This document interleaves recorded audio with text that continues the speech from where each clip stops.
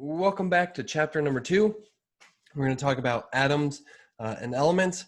So in chapter number 1, we just briefly introduced chemistry and what chemistry was, what we can do with chemistry, how we study chemistry, different things like that. Again, starting to do a little bit of math on how we can do dimensional analysis, right? Just converting from one thing into another. Here, we are going to start looking at atoms and elements. How do we know about atoms, right? So that's the big question, is how do we know about atoms?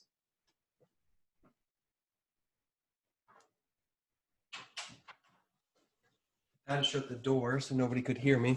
One of the ways we know about atoms is a guy by the name of Robert Brown. He's a botanist, right? And Brown looked under the microscope at some plant material in water, and he was seeing that they were starting to vibrate a little bit.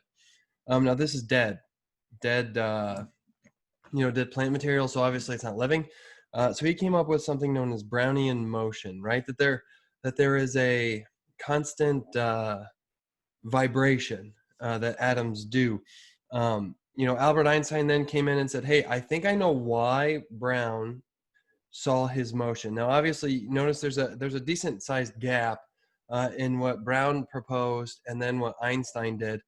And then a guy by the name of Jean Perrin then tested the theory, right? Because again, we talked about theories, how they have to be tested, just like a hypothesis has to be tested. And when he supported it with data. Now, just one thing to notice about this slide on a macro scale, on a large scale, is that it started with Brown, and then went Einstein, and then went to Perrin. And so what we see with science is it builds upon what other scientists have done.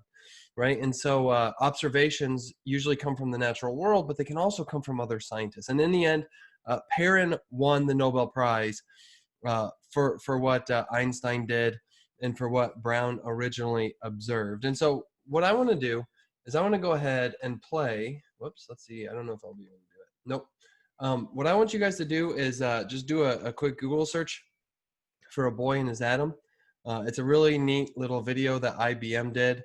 That it's the world's smallest video, and what you see is little atoms that they're able to magnify about 1,000 times using a special microscope, and they're able to move them around. And so there's a little stop video where a little boy plays with an atom, and so that would be great for you guys to look at. Now, how did we get what's known as the atomic theory, right? We talked about a theory being just the explanation on why something happens.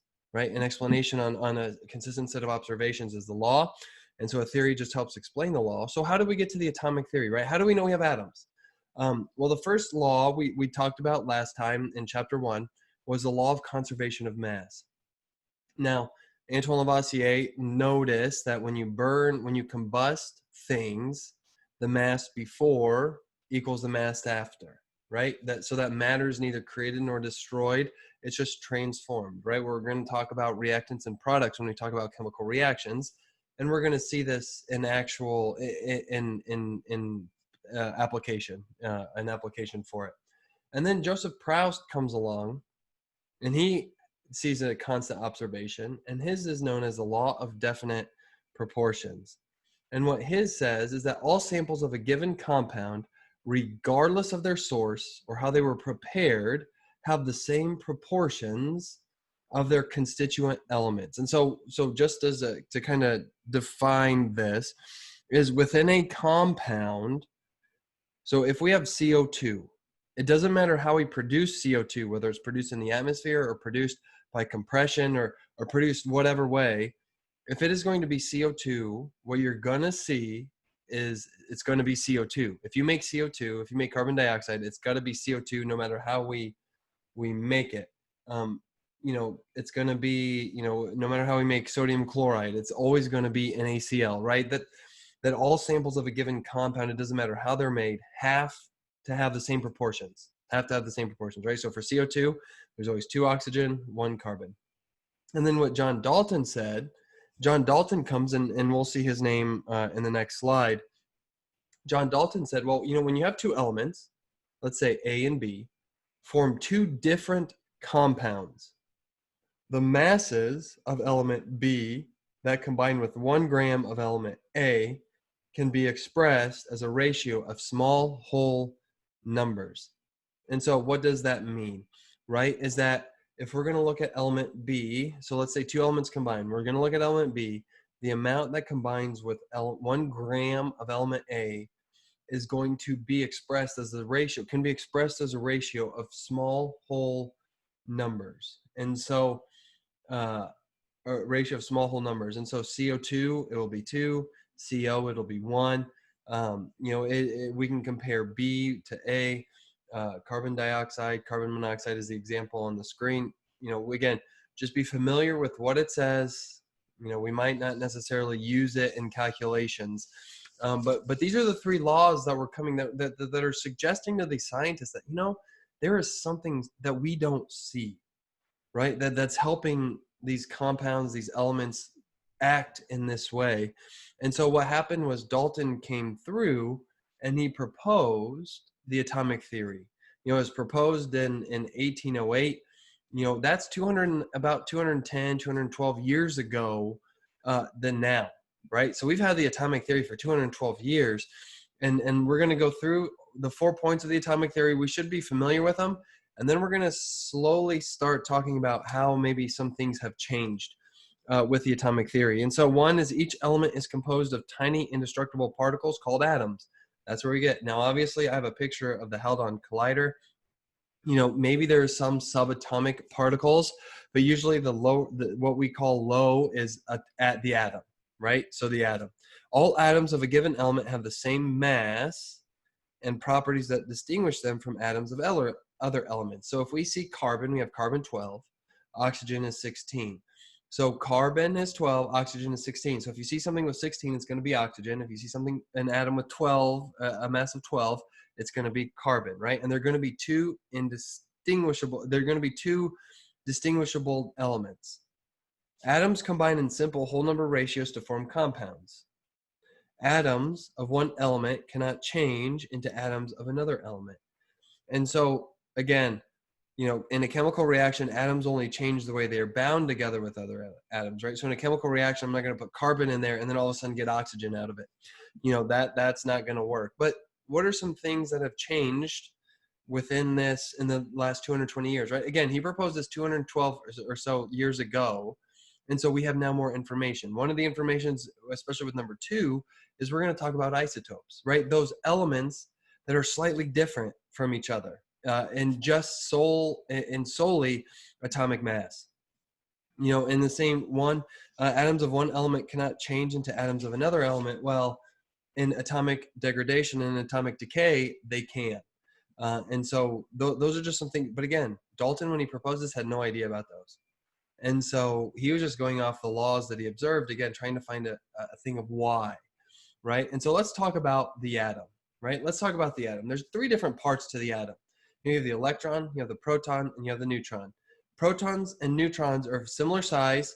Proton has a +1 charge, whereas the neutron is neutral, hence neutron. And then the electron is a lot smaller. It's a lot smaller. I don't have here in the office, I don't have a baseball, but if you can imagine a proton being the size of a baseball, you can imagine an electron being the size of a grain of rice. That's how much smaller an electron is than a proton. But what we're going to see later is that there's a lot of power in an electron, right? Especially when it comes to binding 2 elements together. And then the charge of an electron is -1. You know, electrical charge is important when we talk about the atom, right? Because we're talking about a +1 charged proton and a -1 charged electron. And so obviously we know positives and negatives attract, positives and, you know, of like charges repel. And the bottom one is very interesting in that a positive charge and a negative charge will cancel each other out. And this is very important because we're going to talk about ions. We're going to talk about things with a charge. And so one of the things that we need to think about is all naturally occurring elements are neutral charged, right? They have no charge. So the number of protons is going to equal the number of electrons. So then how did we find out about these different portions of the atom? And so electrons are very small in comparison to the other portions, and they're negatively charged. And so a couple of the experiments that were done, at least to show electrons, was J.J. Thomson using a cathode ray to discover, he discovered the electron, right? I mean, how do you discover something that's always been there? But he was able to discover the electron. And so what he did was he used a cathode ray. He put up a positive end of a magnet to it. And what you could see is you could see a reflected electron beam towards that positive end, suggesting there's a negative particle in the atom. Now, Millikan came along and was able to effectively calculate the charge as -1 and the weight of an electron. And so the way he did this was he itemized some oil, he ran it through a plate, and then he was able to calculate the rate of descent of these oil droplets. And imagine him doing that in the early 1900s. I mean, we have the technology now that we can do a lot of things, but he was doing that in the early 1900s and calculating the charge of an electron, which is about 2,000 times lighter than a hydrogen atom. And so there's the electron. So we have this negatively charged particle. Again, like we said before, there has to be a neutral charge, so there has to be a positively charged particle there somewhere. And so we know that there's a positively charged something in the atom. So what does that look like? And so here's where in science, when we start testing a hypothesis, we build what's called a model. And so models are just graphical depictions, right? Pictures of what we want to test, what we think our hypothesis is saying. And so here is a model that was earlier proposed because we didn't know about the atomic nucleus, right? We didn't know about the nucleus yet. And so Ernest Rutherford took this model, this plum pudding model. So what they said was, you know, it's like Jello with bits of fruit in it, that electrons and protons are just floating in the space of this atom, and they're just kind of going around. So what Ernest Rutherford said was, hey, I'm going to test this hypothesis. So what he did was he put gold foil and he shot it with radioactive beams. Now, models allow us to make predictions. And so what I want you guys to do is just think about it. You can pause the video if you'd like. And I want you to look at this model, this plum pudding model, and I want you to predict what Rutherford would have seen if this model was correct.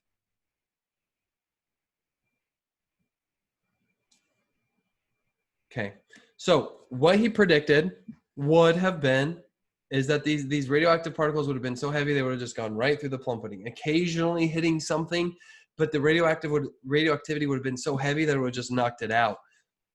What he actually saw was when he shot the radioactivity into the gold foil, we saw a mass deflection, or not a mass deflection, but some deflection, which would be suggestive that there is a nice core, a solid core in the center of an atom.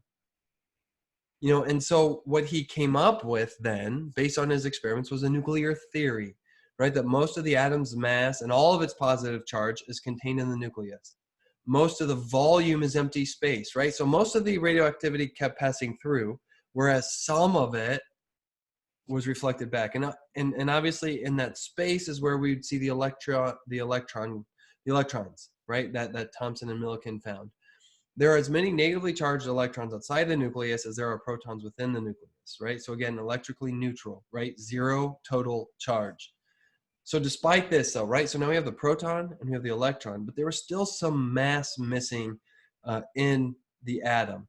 And so here comes James Chadwick came in and he proposed and tested that the unaccounted mass came from neutrally charged elements or neutrally charged subatomic particles called neutrons, right? And so neutrons have the same mass as protons, but they're uncharged. Now neutrons are important because we're going to talk about isotopes, right? So electrons are important in that we change the number of electrons, we're going to get an ion.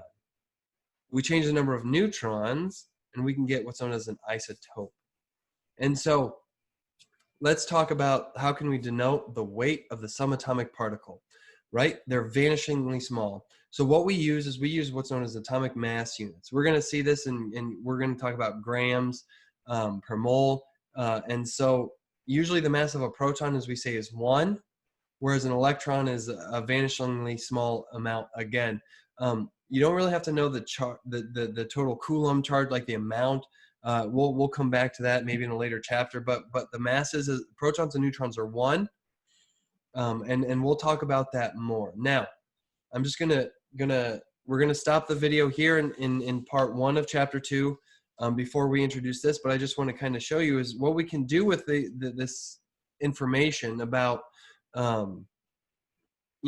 about protons and neutrons and electrons, is we can start talking about the periodic table. And so that's where we're going to pick up the lecture in part 2.